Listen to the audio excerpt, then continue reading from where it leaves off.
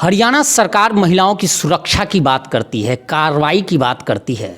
आपको जानकर हैरानी होगी, ये गुरुग्राम से सटा झज्जर का इलाका है, इस्माइलपुर गांव है।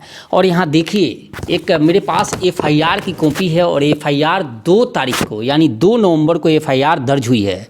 और इसमें धारा 323, 376 और 511 यानी 376 लगा हुआ है।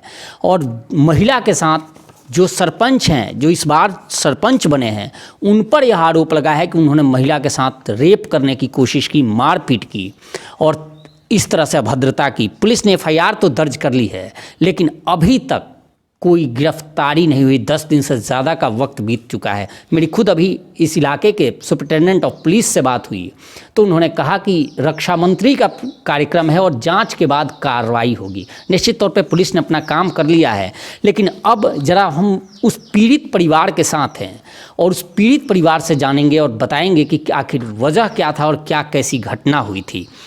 मैम, क्या कुछ घटना हुई थी और क्या कुछ रहा आपके साथ? सर, मेरे साथ में 2 नवंबर तो मैं तली में अकेली, और जो अब नया सरपंच बनो है बिरजू सनोप लालचंद, उन्होंने मेरे साथ ज़बरदस्तन रेप करने की कोशिश करी। लेकिन रेप तो नहीं किया, लेकिन ज़बरदस्ती कोशिश में तो ही काम दे।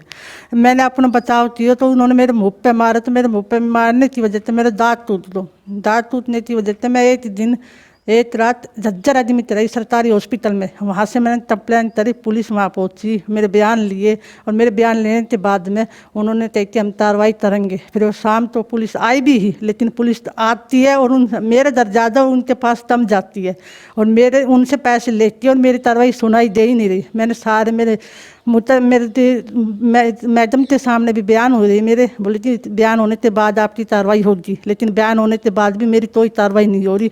एसपी से मैं मिली, डीएसपी से मैं मिली, एसएचओ से मैं मिली, सबसे मिली, लेकिन मेरी अभी तक कोई कार्रवाई नहीं हुई है और नहीं होने की उम्मीद है, क्योंकि वो पैसे खाते और चले जाते हैं।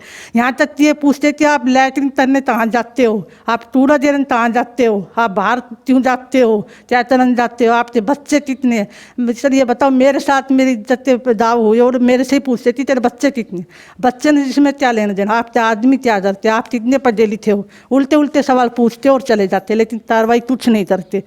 मेरी आपसे जतन थी, मेरी कार्रवाई की जाए, मुझे इंसाफ दिलाया जाए। अगर मैंने सरपंच बनकर मैंने शपथ ले ली ना, तो मेरे कोई भी कुछ नहीं बिगाड़ सकता। मैंने पुलिस सारा मुद्दम खरीद लियो है, यहाँ तक कि डीएसपी भी खरीद लियो है, एसपी भी खरीद लियो। मैं तो पैसे पैकूँ, तमाशा देखूँ और मेरे तो यूँ ही सुन रहा है। तो नहीं, आप एक बात समझ में नहीं आती कि वो सरपंच को पहले से जानते, अचानक कैसे घटना हो गई? सर, मैंने 27 साल हो गए समालपुर में रहते हुए, ठीक है जी, और वो पहले से आना जाना भी है, पहले से भी जानते हैं, लेकिन मेरे साथ तभी ऐसी घटना नहीं घटती जैसी उस दिन रात ने उन्हें दारू के नशे में मेरे साथ जो किया। उसने दारू पी रखी, दारू के नशे में। उससे पहले कभी आपकी कोई बातचीत होती थी उनसे? मेरी उससे कोई बातचीत नहीं। पहले कोई बातचीत 27 सालों में कोई आना जाना नहीं? जी, मेरा उससे कोई बातचीत, कोई लेनो देनो, कोई भी मुलाकात कुछ नहीं हुई। उस दिन ही शाम तो उसी दिन उन्होंने मेरे साथ हादसा करो। 27 साल में समालपुर में पहली बार हादसा मेरे साथ हुआ है और इसमें भी मेरे सहयोग नहीं मिले, पुलिस वाले मेरा सहयोग नहीं दे रहे, मेरे इंसाफ नहीं मिले और रास्ते में निकलना बढ़ना भारी हो रहा। मुझे हर औरत, हर आदमी मुझे जंगी नज़र से देखते हैं। ये हालात तो बेहद ख़राब है। उस दिन, उस रात को 7-8 बजे आप कहाँ जा रही थी, क्या घटना हुआ? ये कि मैं अकेली ही अपने घर में, और मेरा बच्चा एक तो कंपनी में जाता है और मैं उसे छोटे वाले तो देते नहीं दी। मेरी सास से बुद्धि है वैसी, ये भी बाहर गई हुई थी, तो मैंने सोचा कि मैं बुलाऊँ। मैं देखन गई बाहर, जैसे मैं मेरी गली से बाहर निकली तो जाने मैं इधर से आई, अंधेर हो रही हो और वो उधर से दारू के नशे में आते और मेरे साथ ज़बरदस्ती करने लगती। फिर आपने चिल्लाया तो लोग आए यहाँ पे? कोई भी नहीं है जी, सुनसान हो जी, सब सतूल में गई हुई है जी, इलेक्शन के उसमें जी, कोई भी नहीं हो गली में, कोई भी बिल्कुल अंधेर। जीतने के बाद उसने ऐसा किया? हाँ जी, जीतने के बाद किया जी उसने ऐसा।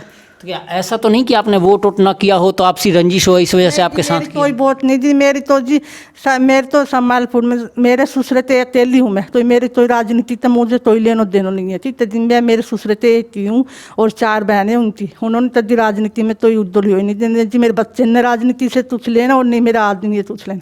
हमने तो दिन में ही वोट देता, हम अपने घर आते, हमने कोई लेनो देनो नहीं जी राजनीति, वोट तो जी हमने। तो सरपंच जीतने के बाद वो अकेला कैसे, अकेले थे? वो अकेले दारू के नशे में थे जी। अब मुझे ये भी नहीं पता जी वो जीतो या हारो, मुझे तो सुबह पता चले कि वो जीतो है, मुझे ये भी नहीं पता कि भाई वो जीतो था। क्योंकि मेरे साथ तो दुर्घटना इसी हुई, मैं तो उसी तुरंत ही जब भी दूसरे बच्चे के साथ मैं जज्जर एडमिट हुई जाता है, जज्जर में एडमिट रही जी मैं रात में 2 तारीख को, और मेडिकल भी मैंने भेज दिया पुलिस वालों के पास, और पुलिस वालों ने फिर मेरे बहादुर मेडिकल करवाया दूसरे दिन कि आपकी जांच होगी, और दूसरे दिन मेडिकल वहाँ से भी करवा दिया मैंने। फिर बोले कि आपके बयान होंगे बहादुर मैडम के सामने, तो मैंने मैडम के सामने भी बयान दे दिए। फिर बोला जी आपने फिर आना पड़े जो एसपी से मिलने के लिए। मैं एसपी से झज्जर मिलता ही, SHO से मैं बादल मिली, लेकिन मेरी अभी तक मेरे टपरा तक भी ले जी पुलिस, लेकिन मेरी अभी तक कोई सुनवाई नहीं हुई। देखिए 10 दिन से ज़्यादा का वक्त बीत चुका है।